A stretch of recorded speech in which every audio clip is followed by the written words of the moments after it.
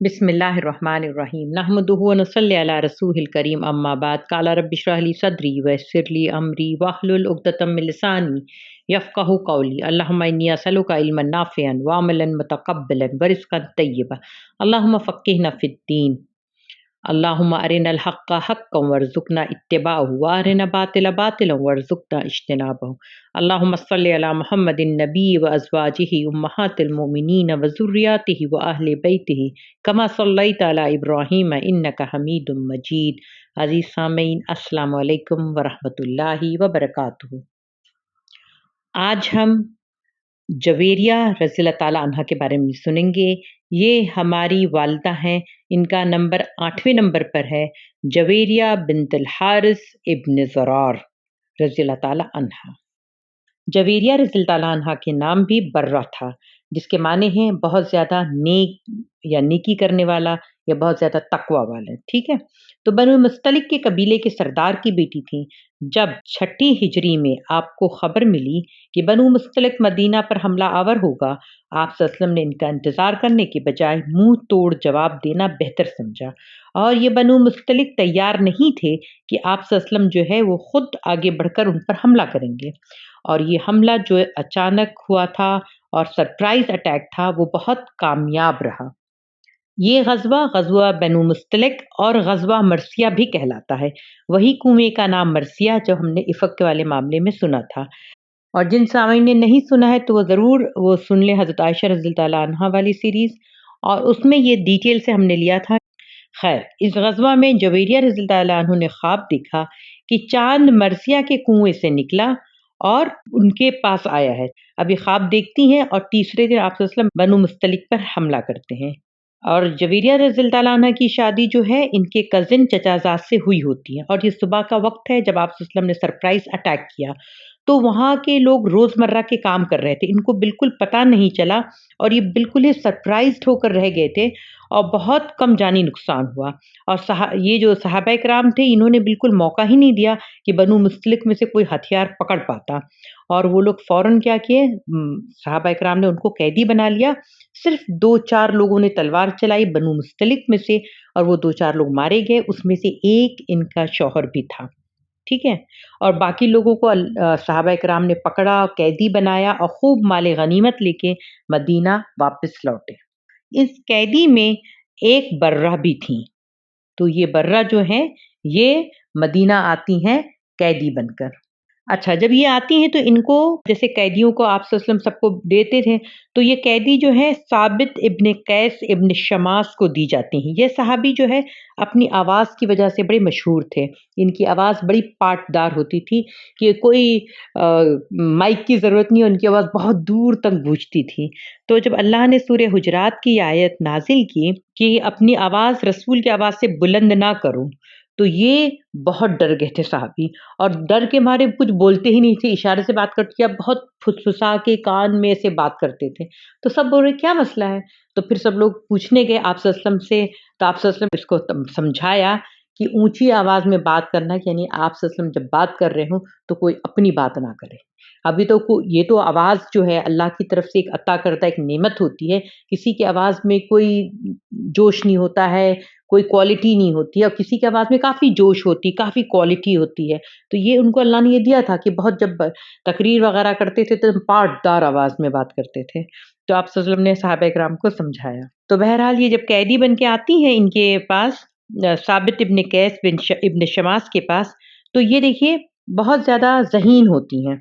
ये फ़ौरन से कहती हैं कि मुकातबा यानी निगोशिएट करना। तो ये कॉन्सेप्ट इस्लाम ने दिया है कि अगर कोई ग़ुलाम मुकातबा करे या निगोशिएट करे तो उसको मौका देना चाहिए कि वो अपनी आज़ादी को हासिल कर सके। तो ये बहुत बड़ी नेमत थी।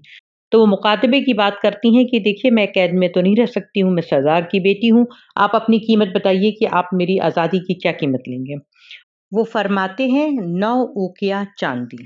अब हज़रत जवेरिया रज़ियल्लाहु ताला अन्हा अपने मुकातबे की जो कीमत थी, यानी जो उन्होंने निगोशिएट किया था 9 उकिया चांदी, उस रकम को जोड़ने में मसरूफ़ हो जाती हैं। वो ख़त लिखती हैं अपने जानने वाले में, जितने लोगों को वो जानती थीं, उस वक़्त उन्होंने ख़ुतूत लिखा, और फिर उसी दरमियान, उसी बीच में वो आप सल्लल्लाहु अलैहि वसल्लम के पास जाती हैं ہماری عائشہ رضی اللہ تعالیٰ عنہ فرماتی ہیں کہ جویریہ جب آئیں تو وہ نہایت خوبصورت تھیں. وہ کہتی ہیں جمیلتن و ملیحتن، یعنی وہ بہت خوبصورت، نازک، بالکل پری چہرہ تھیں، اور جو ان کو دیکھتا ضرور متاثر ہوتا. ان کی شخصیت ایسی تھی، جب میری نظر ان پر گئی، کریہا یعنی مجھے بالکل اچھی نہیں لگی اور میرا دل ڈوب گیا، اور میں جان گئی جو مجھے اچھا لگ رہا ہے وہ آپ صلی اللہ علیہ وسلم کو بھی لگے گا. اور اس حدیث سے یہ بھی پتہ چلتا ہے کہ اللہ نے، دیکھیے، آپ صلی اللہ علیہ وسلم کی کشادگی الگ رکھی ہے، لیکن اسلام نے مردوں کو جو کشادگی دی ہے کہ وہ 4 شادی یا 4 نکاح کر سکیں، تو اس میں ایک بات رکھی ہے اللہ نے کہ وہ ایمانداری سے اپنی ذمہ داری اٹھائیں. اور جبکہ آج کا جو ماڈرنزم میں جو مردوں کو ہے وہ جھوٹ، بزدلی، کمینہ پن سکھایا جاتا ہے، اور اسلام مرد کو قوامون بناتا ہے، بااختیار بناتا ہے، صاحب حیثیت بناتا ہے، صاحب مرتبہ بناتا ہے، شجاعت، بہادر، ذمہ دار، عدل اور انصاف کرنے والا بناتا ہے کہ یہ تمام کوالٹیز ہونا چاہیے. تو اس کے بعد کوئی مرد اگر شادی کرنا چاہے تو ضروری نہیں کہ اولاد نہ ہو رہی ہو تبھی شادی کرے، وہ اپنی ضرورت کے لیے، اسے کوئی پسند ہو تب بھی کر سکتا ہے. الحمدللہ اللہ نے اس کی اجازت دی ہے، اور جسے اللہ اور اس کے رسول نے اجازت دی ہے تو اس میں کوئی بحث نہیں ہونی چاہیے، نہ ہی اس میں کوئی آکورڈ فیل ہونا چاہیے، اور نہ ہی کوئی اس میں یہ ہونا چاہیے کہ ہمیں گلٹ فیلنگ ہونا چاہیے، یا ہم اس کے بارے میں بہت اپولوجیٹک رہیں کہ بھئی ہمارے میں تو ایسا ایسا ہے، وہ اس وجہ سے نہیں. اللہ نے یہ نعمت دی ہے، یہ رحمت رکھی ہوئی ہے. بہرحال وہ آپ صلی اللہ علیہ وسلم کے پاس جاتی ہیں اور عرض کرتی ہیں، یا رسول اللہ، میں سردار کی بیٹی ہوں اور میں یہ قیدی والی زندگی نہیں گزار سکتی ہوں، تو آپ میری مدد کریے، چاہے آپ قرضہ دیں یا کوئی بھی انتظام کر کے میری مدد کر دیجئے، میں ایسی غلامی والی زندگی نہیں گزار سکتی ہوں. اور وہ اتنی بہترین طریقے سے اپنی بات کو رکھتی ہیں. تو آپ صلی اللہ علیہ وسلم فرماتے ہیں کہ اگر میں یہ رقم آپ کی طرف سے یہ ادا کر دوں، اس کے بدلے میں آپ آزاد ہو کر آپ مجھ سے نکاح کر لیں. آپ صلی اللہ علیہ وسلم نے ان کو نکاح کی پیشکش کی کہ اگر آپ اپنی یہ آزادی چاہتی ہیں تو میں آزاد کر دیتا ہوں، اور پھر آپ مجھ سے نکاح کر لیں. اب دیکھیں یہ ایک پیشکش ہے، اور اس پیشکش کو وہ قبول کرتی ہیں، اور وہ فوراً کہتی ہیں ٹھیک ہے، مجھے قبل تو، میں قبول کرتی ہوں. اچھا، جب یہ ام المومنین بننے کا ان کو اعزاز حاصل ہوتا ہے، جب آپ صلی اللہ علیہ وسلم سے نکاح کر لیتے ہیں، تو تمام صحابہ کرام تھے وہ ایک سوچتے ہیں کہ کس طرح سے ہم آپ صلی اللہ علیہ وسلم کے رشتہ دار، جو سسرالی رشتہ دار ہیں، ان کو قیدی بنا کے رکھیں. تو وہ ایک ایک کر کے ان کو رہا کرتے ہیں. حضرت عائشہ رضی اللہ عنہا فرماتی ہیں، ہم نے کوئی خاتون جویریہ سے بڑھ کر اپنی قوم کے لیے باعث برکت نہ دیکھی. اللہ تعالیٰ نے اس کے ذریعے بنو مستلق کے سینکڑوں افراد خانہ کو آزادی عطا کی. اچھا، آپ صلی اللہ علیہ وسلم ان کا نام برہ جو تھا اس سے بدل کر ان کا نام جویریہ رکھتے ہیں. جویریہ کے معنی ہوتی ہیں چھوٹی لڑکی، یعنی لٹل گرل، اور وہ اس لیے رکھتے ہیں کہ ان کی عمر اس وقت بہت کم عمر تھی. حضرت عائشہ رضی اللہ عنہا کے بعد سب سے کم عمر خاتون آپ صلی اللہ علیہ وسلم کی نکاح میں آئی، تو ان کی عمر اس وقت 19 یا 20 سال رہی ہوگی. اچھا، اسی اثنا میں ان کے والد حارث بہت سارا مویشی، اونٹ اور یہ سب لاتے ہیں، اور وہ کافی سینکڑوں کی تعداد میں ہیں، اور وہ اس لیے لاتے ہیں کہ وہ اپنی بیٹی اور اپنے جو قیدی ہیں ان کو رہائی کے لیے وہ انتظام سے یہ لے کر آتے ہیں آپ صلی اللہ علیہ وسلم کے پاس. اور ان سینکڑوں اونٹ اور مویشی میں سے انہیں 2 اونٹ بڑے پسند آ جاتے ہیں، تو وہ ایک وادی ہے، وادی رقیق، اس میں وہ 2 اونٹ کو رکھ دیتے ہیں، اور پھر باقی سارے مویشی لے کر آپ صلی اللہ علیہ وسلم کی خدمت میں حاضر ہوتے ہیں، اور آپ سے فرماتے ہیں کہ دیکھیے میں بھی کریم ہوں، یعنی عزت اور مرتبے والا ہوں، اور آپ بھی عزت اور مرتبے والے ہیں، میری بیٹی بھی مرتبے والی ہے، وہ غلامی والی زندگی نہیں گزار سکتی، تو آپ ان کو رہا کر دیں، ان مویشیوں کو آپ قبول فرمائیں، یہ آپ کے لیے تحفہ ہے. اور اس طرح سے کر کے وہ بات کرتے ہیں. تو آپ جب وہ بات کر رہے ہوتے تو آپ صلی اللہ علیہ وسلم ان کا چہرہ دیکھتے ہیں، مسکراتے ہیں اور فرماتے ہیں کہ وادی رقیق میں جو آپ نے 2 خوبصورت اونٹ کو رکھا ہے اس کا کیا؟ تو یہ ان کے والد جو ہیں حارث، وہ اس قدر شاکڈ ہو جاتے ہیں، بہت متاثر ہوتے ہیں، اور فوراً کلمہ پڑھتے ہیں کہ لا الہ الا اللہ وانک رسول اللہ، اور یہ ممکن ہی نہیں کہ کوئی آپ کو بتاتا، بلا شک آپ اللہ کے رسول ہیں. ٹھیک ہے. ایک بار کا ذکر ہے کہ امہات المومنین نے کہا آپس میں، ان لوگوں کی کیونکہ حریفائی بھی رہتی تھی، تو باقی امہات المومنین نے ان سے کہا کہ تم تو ملک یمین ہو، تم ہم جیسے زوجہ نہیں ہو۔ تو وہ حضرت جویریہ رضی اللہ عنہ رونے لگتی ہیں اور آپ صلی اللہ علیہ وسلم کو بتاتی ہیں۔ آپ صلی اللہ علیہ وسلم بڑی محبت سے ان کو چپ کرایا اور فرمایا یہ کیسے؟ میں نے اتنا مہر تو کسی کو نہیں دیا، اور یہ بھی کہا کتنا خیر تمہارے سارے قبیلے والے اسلام قبول کیا اور ان کو آزاد کیا گیا۔ اب دیکھیے رسول اللہ صلی اللہ علیہ وسلم جو ہے ان سے کیسے بات کرتے ہیں، اور ایک طرح سے آپ صلی اللہ علیہ وسلم نے کس طرح سے ہمیں گائیڈ کیا ہے امت کے مردوں کو کہ آپ بات کس انداز میں کریں۔ دیکھیے بعض معاملات بہت نازک اور حساس ہوتے ہیں، وہ توجہ چاہتے ہیں، اسی وجہ سے امت کی جو بیٹیاں ہیں وہ اپنی ماؤں کی طرح صرف توجہ چاہتی ہیں۔ آدھے سے زیادہ مسئلہ اس سے ایسے بھی حل ہو سکتا ہے، وہ مسئلہ بگڑے ہی نہیں اگر آپ توجہ سے بات سنیں اور اس کو اچھے سے سمجھ کے لیں۔ جویریہ رضی اللہ عنہ کے بارے میں ہے کہ وہ بہت زیادہ ذکر، عبادت کرنے والی اور روزہ رکھنے والی تھیں۔ آپ بہت تنہائی والی زندگی گزاری آپ صلی اللہ علیہ وسلم کے انتقال کے بعد، اور 56 ہجری میں انتقال فرمائی معاویہ رضی اللہ عنہ کے دور خلافت میں، اور وہ جنت البقیع میں مدفون ہے۔ ان سے صرف 5 یا 6 حدیث ان سے منسوب ہے۔ وہ ایک حدیث میں فرماتی ہیں کہ ایک دن آپ صلی اللہ علیہ وسلم میرے گھر تشریف لائے اور فرمایا کچھ کھانے کو ہے؟ آپ نے کہا نہیں، سوائے گوشت کے ایک ٹکڑے کو جو کسی باندی کو صدقہ دیا گیا تھا، مگر اس نے وہ ہمیں ہدیہ کیا ہے۔ اب اس کی نوعیت یعنی بدل گئی ہے اور وہ میرے پاس ہے۔ تو آپ صلی اللہ علیہ وسلم نے فرمایا کہ لے آؤ۔ وہ اپنے ٹھکانے پر پہنچ گیا۔ اب اس سے یہ فقہ نکلتی ہے کہ آپ صلی اللہ علیہ وسلم دیکھیے کبھی صدقہ نہیں کھاتے تھے، صرف ہدیہ لیتے تھے، لیکن اب کیا کہتے ہیں کہ اسے لیا وہ ٹھکانے پر پہنچ گیا ہے۔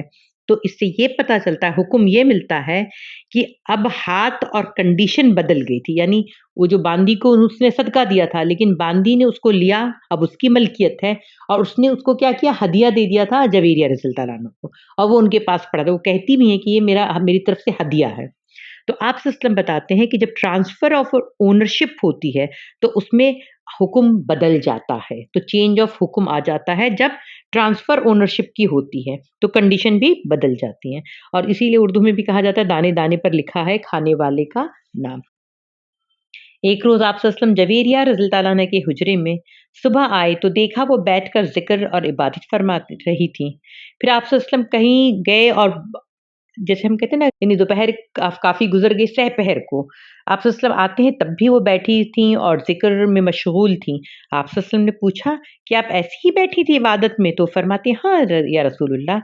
تو آپ صلی اللہ علیہ وسلم کہتے ہیں میں تم کو بتاتا ہوں کچھ اذکار جو برابر ہوگا پورے دن کی عبادت جتنا کرنا، یعنی میں کچھ اذکار بتاتا ہوں جس کو آپ پڑھیں گی تو آپ کو پورے دن کی عبادت کا ثواب ملے گا۔ تو وہ بہت خوش ہو کر پوچھتی ہیں یا رسول اللہ وہ کیا اذکار ہیں؟ تو اللہ کے رسول صلی اللہ علیہ وسلم فرماتے ہیں سبحان اللہ و بحمدہ عدد خلقہ و رضا نفسہ و زنت عرشہ و مداد کلماتہ۔ اچھا، یہ ذکر کی دولت ہمیں اپنی ماں جویریہ رضی اللہ عنہا سے ورثہ میں ملا ہے۔ اس کے معنی کیا ہے کہ اللہ کی پاکی جتنی اس نے مخلوق پیدا کی ہے، یعنی لامحدود، اتنی ہم پاکی اس کی بیان کرتے ہیں، اتنی پاکی بیان کرتے ہیں جب تک اللہ راضی نہ ہو جائے، اور اس کے عرش کے وزن کے برابر، اور اللہ کا عرش ایک بہت بڑی تخلیق ہے۔ اللہ کو رب العرش کہا جاتا ہے، رب العرش العظیم۔ آپ نے فرمایا کہ جب معراج پر آپ صلی اللہ علیہ وسلم گئے تھے تو آپ صلی اللہ علیہ وسلم نے دیکھا کہ 8 فرشتے اس عرش کو اٹھائے ہوئے ہیں، اور ایک فرشتہ اس کی ہیبت تھی، وہ یہ تھا کہ اس کی کان کی لو، یعنی جو کان کا جو لو ہوتی ہے اور کندھے سے تک میں جو فاصلہ ہے وہ 500 سال میں پورا ہوتا ہے۔ وہ اتنے بڑے بڑے فرشتے ہیں، اور ایسے 8 فرشتے اس عرش کو اٹھائے ہوئے ہیں۔ سبحان اللہ۔ تو ہم اس کے برابر کی حمد کرتے ہیں جب ہم یہ کہتے ہیں سبحان اللہ و بحمدہ عدد خلقہ و زنت عرشہ۔ پھر ہم کہتے ہیں ومداد کلماتہ، جو ہم سورہ کہف میں پڑھتے ہیں کہ سمندر کا پانی اگر روشنائی یعنی انک بن جائے تو اللہ کی تعریف ختم نہ ہو، وہ والی تعریف، یعنی اللہ کی ایسی تعریف جو اللہ نے لوح محفوظ میں کہیں پاکی یا بڑائی بیان کی ہے، تو وہ والی پاکی اور بڑائی ہم بیان کرتے ہیں۔ تو آپ بھی یاد کر لیں، اور اس کو دنیا اور آخرت کی فلاح کا یہ ایک راز ہے، مگر اس کو دل سے مانیں اور ماننے کے ساتھ سوچ سمجھ کر پڑھیں انشاءاللہ۔ اس کو آتا ہے کہ صبح کے وقت 3 بار پڑھنا چاہیے۔ اور ایک اور حدیث میں آپ صلی اللہ علیہ وسلم جویریہ رضی اللہ تعالیٰ عنہ کے پاس گئے اور وہ جمعہ کا دن تھا اور انہوں نے روزہ رکھا ہوا تھا، تو آپ صلی اللہ علیہ وسلم نے پوچھا تم نے کل جو گزرا ہوا کل ہے یعنی یسٹرڈے تم نے روزہ رکھا تھا؟ تو وہ کہتی ہیں نہیں، تو فرماتے ہیں کل یعنی جو آنے والا کل ہے یعنی ٹمورو آپ روزہ رکھیں گی؟ تو وہ کہتی ہیں کہ نہیں، تو آپ صلی اللہ علیہ وسلم کہتے ہیں اس ایسی صورت میں پھر آپ روزہ نہ رکھیں، روزہ توڑ دو۔ اس سے یہ اصول اور فقہ ہے کہ جمعے کے دن نفلی روزے نہیں رکھنا چاہیے، کیونکہ جمعہ جو ہے چھوٹی عید ہوتی ہے، یہ رمضان پہ لاگو نہیں ہے۔ تو آپ یہ نہیں سوچیے گا کہ رمضان میں جمعہ کیا، نہیں، رمضان پورا مہینہ روزہ رکھنا ہے، لیکن ہم جیسے دوشنبہ کو روزہ رکھتے ہیں، جمعرات کو روزہ رکھتے ہیں، 13، 14، 15 کو آپ رکھ سکتے ہیں، اور 13، 14، 15 اگر جمعہ پڑتا ہے تو کوئی مسئلہ نہیں ہے، لیکن خاص ایک دن اٹھیں اور جمعہ کو روزہ رکھنا وہ منع کیا گیا ہے۔ یہ تھی ام المومنین حضرت جویریہ رضی اللہ تعالیٰ عنہ۔ اب انشاءاللہ کل ہماری ملاقات ہوگی اور ہم لیں گے ام المومنین ام حبیبہ رضی اللہ تعالیٰ عنہا کے بارے میں ہم جانیں گے۔ اپنا خیال رکھیے گا، جزاک اللہ خیر، شکریہ۔